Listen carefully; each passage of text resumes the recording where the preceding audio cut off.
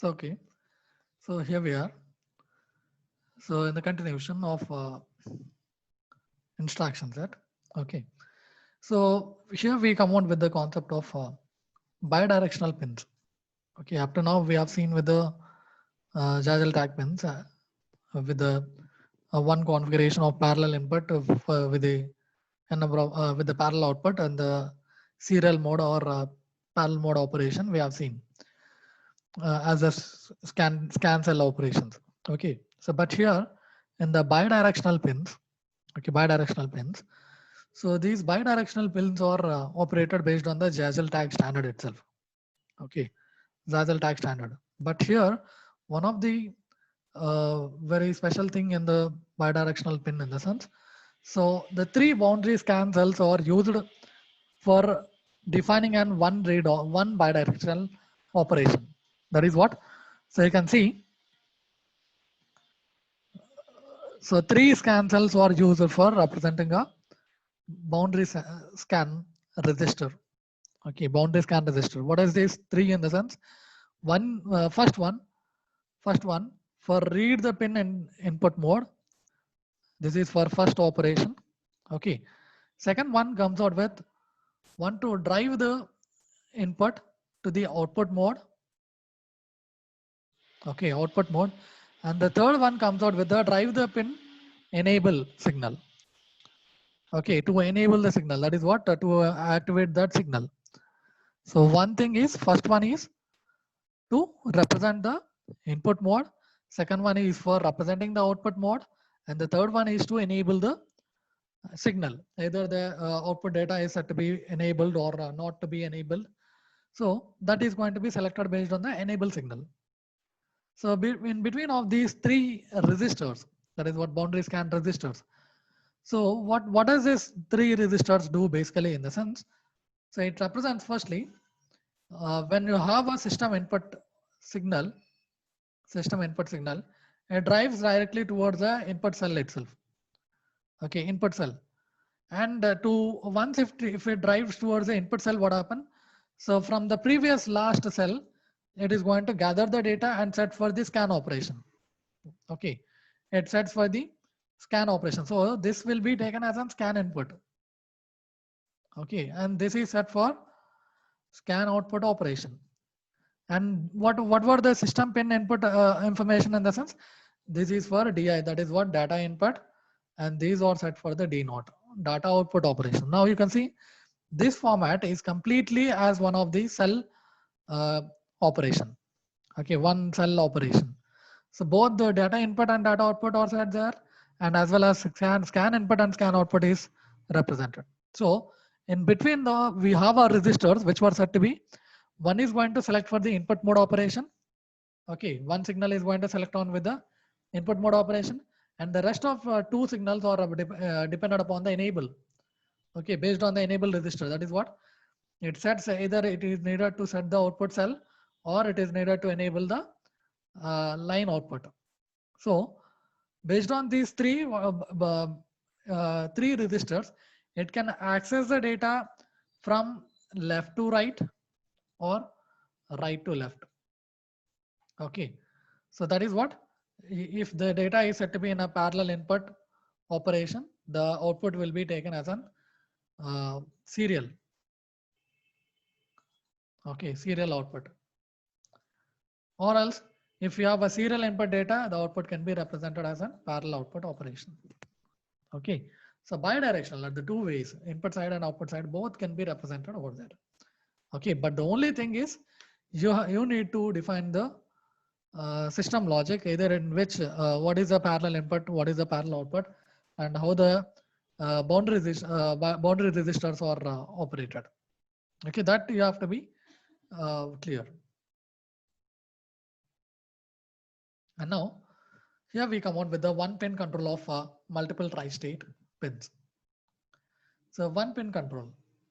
So as a one pin control in the sense, only a single pin which can make the complete system logic, that is what the controller unit to be in an active state. Okay, one pin. So one pin in the sense, so you can see the operation of this one pin control, multiple tri-state pins. Okay, so you can see the operation also, the design also.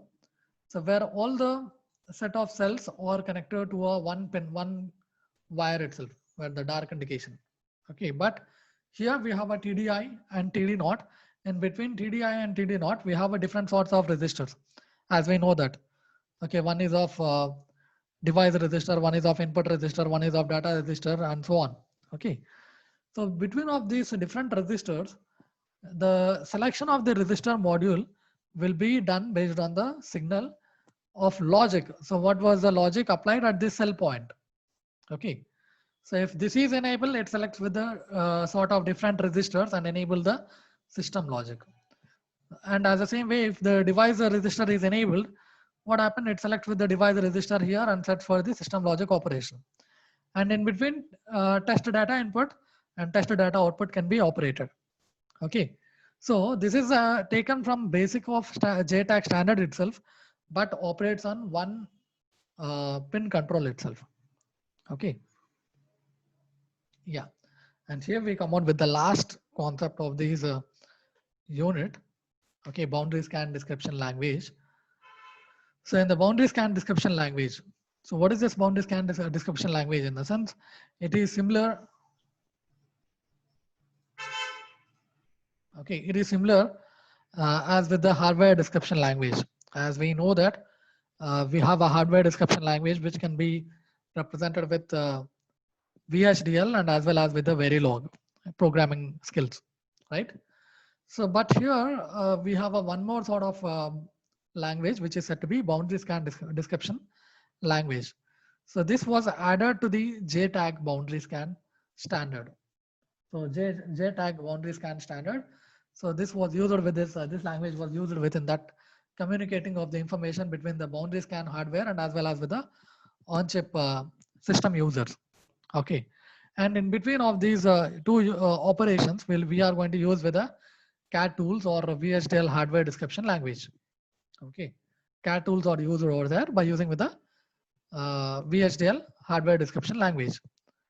And here this facilitates, that is what the boundary scan description language facilitates, communication of information describing test logic in a part between a companies and CAD tools. So it can give a respective information between the test logic and as well as with the CAD tools which can access the data in a very convenient way.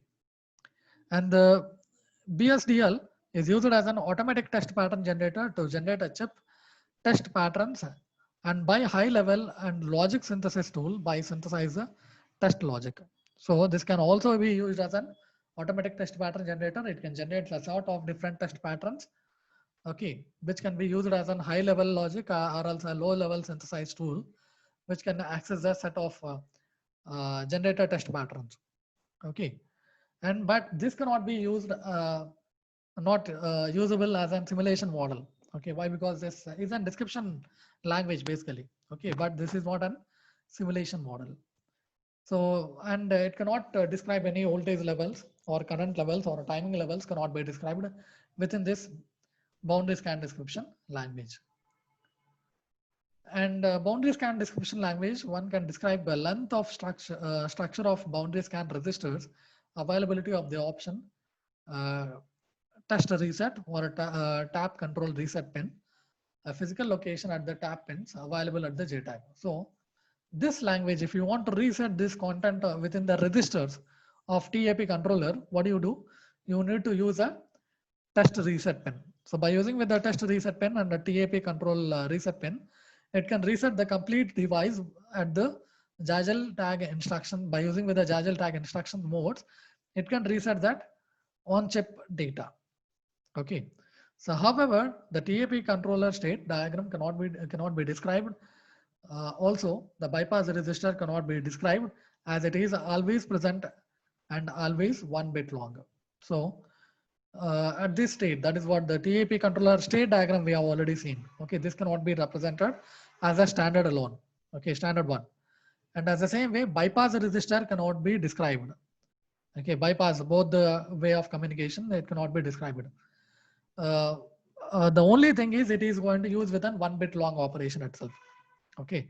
The length of device identification register cannot be described because the set by this is set by JEDC standard. Okay. So the length of this device cannot be represented. Okay, by the identification register, it cannot be represented generally. So that is represented by the JEDC standard. The sample or preload bypass or external test instructions cannot be described since these are always present. So this is the basic operation, right? The sample or preload or bypass or also an external test instructions. So these are general things to be represented within the boundary scan operation. So this cannot be described always for every term. Okay. Finally, the operation of the user-defined instruction cannot be described. So here you can see a sort of binary description language components, how to write the syntax representation. So first one, entity. So as I think everyone is known about what is an entity. So entity is to declare all the input and as well as the file name. Okay, entity DIFF in the sense this is what the file name. Okay, file name is. Okay, this is the file name I have declared over there. DIFF file name is.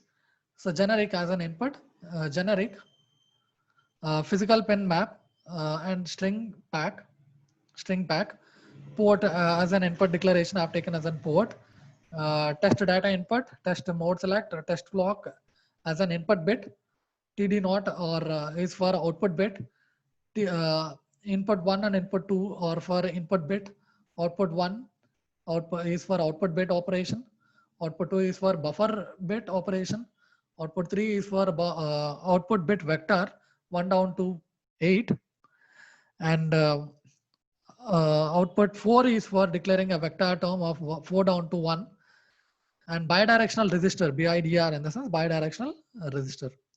Okay, register 1, 2, 3 and so on. These are for in-out operation. Why? Because it has to access the data input output operation.